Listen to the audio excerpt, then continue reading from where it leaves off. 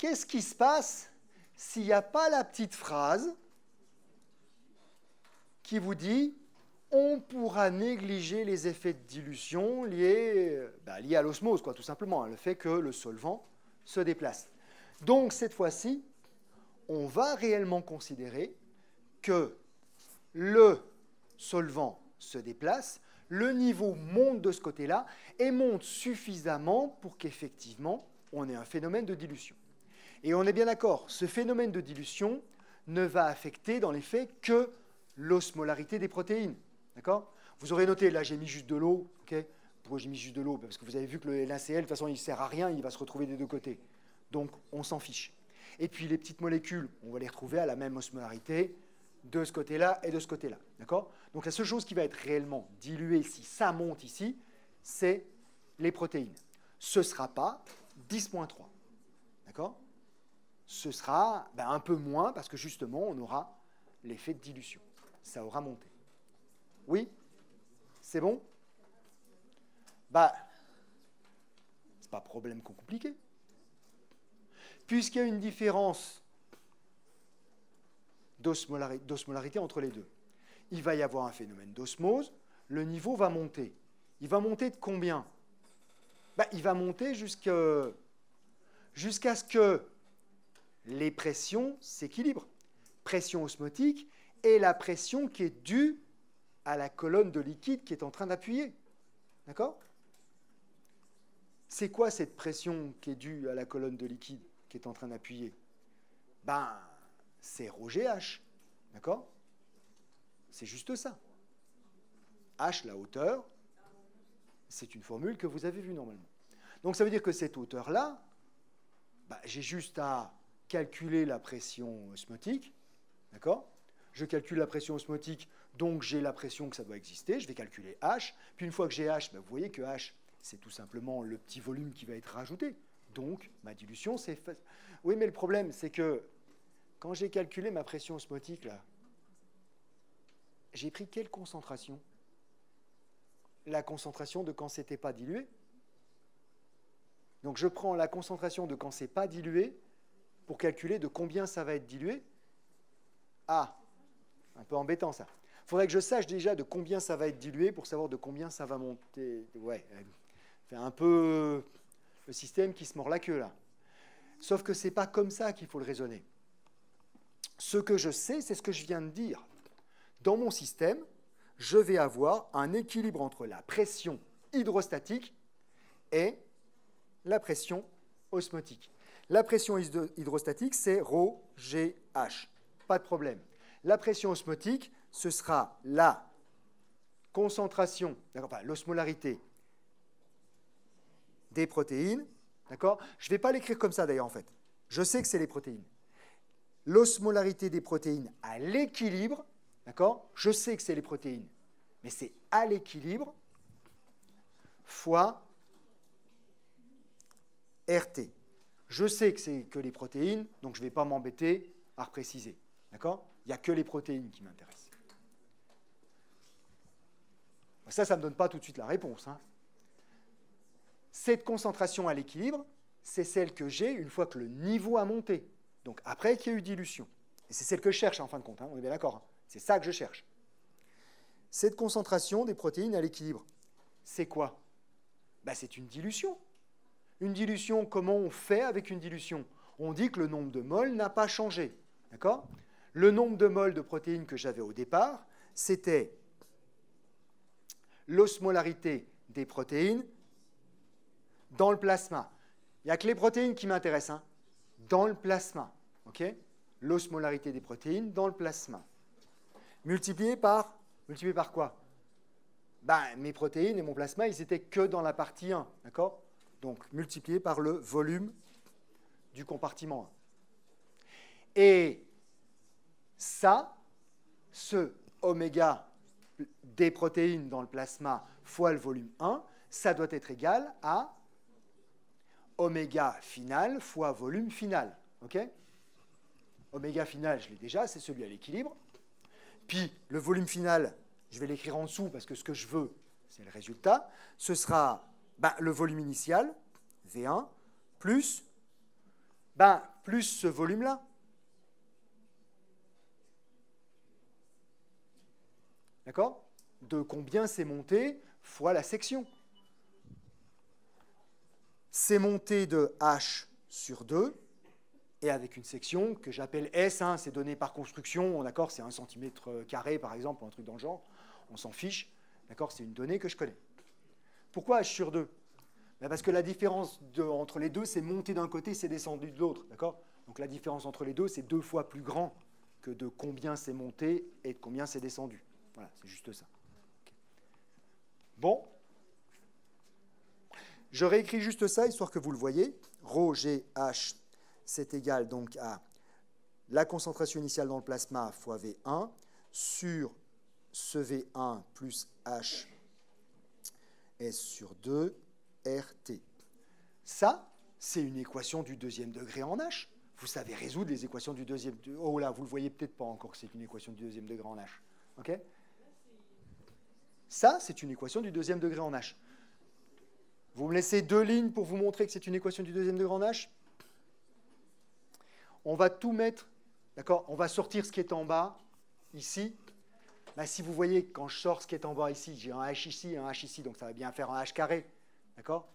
Donc je vais bien avoir une équation en H carré, une équation du deuxième degré. Donc je vais le faire.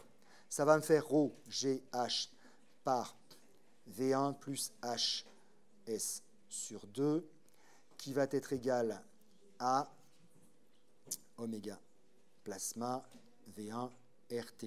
Ça, je le passe de l'autre côté, et ça, je vais distribuer. D'accord? Je fais tout en même temps, hein, sur la ligne suivante. Ça va me faire un H carré ρ G S sur 2. Plus, j'ai pris cette partie-là d'abord, hein, pour mettre le H carré devant. Rho G H V1 moins oméga plasma V1 RT. Ça, c'est égal à 0. Vous voyez bien que c'est une équation en H carré, enfin, une équation du deuxième degré. C'est H carré A, enfin, plutôt, mettre A H carré, plus B H, moins, plus C, plutôt, on va l'écrire comme ça, qui est égal à 0. Okay? Avec A qui est égal à tout ce bazar-là, B qui est égal à ça sans le H, donc ρ G V1, et puis C qui est égal à moins tout ce truc-là, quoi. Tout ce bazar-là. C'est une équation du deuxième degré en H, avec des coefficients qui sont un peu compliqués, mais toutes les valeurs qui sont là-dedans, hein, d'accord? Ça, c'est juste un petit calcul, parce que toutes ces valeurs-là, on les connaît. Enfin, elles ont été données à un moment ou à un autre dans le problème, sinon on ne peut pas le faire. Okay? Donc elles ont toutes été données. Okay? Toutes ces valeurs-là ont été données. Donc c'est juste une équation du deuxième degré. Et vous savez comment on résout une équation du deuxième degré? On calcule delta, d'accord? B carré moins 4AC, avec les AC et B qui sont là-dedans. Puis on calcule la première racine, moins B plus racine de delta sur 2A. On ne calcule pas la deuxième racine, parce que la deuxième racine, moins B, moins racine de delta sur 2A, elle est négative, d'accord? Et ma hauteur, elle ne peut pas être négative, donc je m'en fiche. Donc ma solution H1, c'est la bonne. Une fois que j'ai H, je remets ça là-dedans, et j'ai ma solution. J'ai le coefficient, enfin j'ai la dilution, d'accord? La concentration. C'est bon? Ben voilà, facile quoi. Donc c'est ça qu'il y aura au concours. Ben, c'est ça qu'il pouvait y avoir au concours, sans le moindre problème. Il y a, alors, un peu plus de 15 ans en médecine, il y a jusqu'à une dizaine d'années en pharma, pour une raison super simple, hein, c'est que ce n'était pas des QCM. C'était des questions rédactionnelles. Ah, d'un seul coup. Et pourquoi on peut donner ça en question rédactionnelle et pas en QCM? Ben parce qu'en question rédactionnelle, bon, vous avez vu, moi j'ai pris mon temps, j'ai expliqué, d'accord? Mais il m'a fallu quand même plusieurs minutes pour le faire. OK? Donc les plusieurs minutes qui sont pour moi, qui sont, on va dire, de l'ordre d'une dizaine de minutes pour un étudiant, qui sait ce qu'il y a à faire, hein?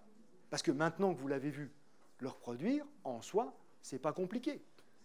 vous n'êtes pas tellement plus stupide que vos aînés d'il y a 15 ans. Un peu, c'est vrai, hein, franchement.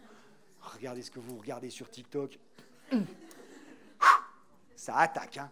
Mais voilà, vous êtes capable de faire les mêmes choses. Vous savez ce que c'est qu'une équation du deuxième degré. Une fois qu'on a vu comment il fallait le faire, ben, il suffit de reproduire.